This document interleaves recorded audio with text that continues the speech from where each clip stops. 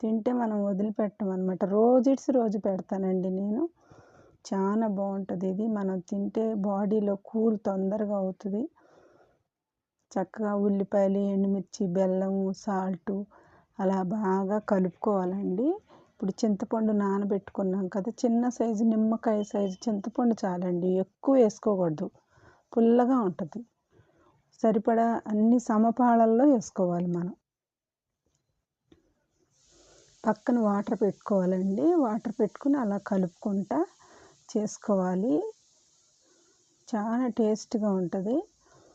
ఈ పచ్చి పులుసు రెడీ చేసి వడియాలు పక్కన పెట్టుకొని తింటే ఎంత అన్నమైనా తినేస్తామండి.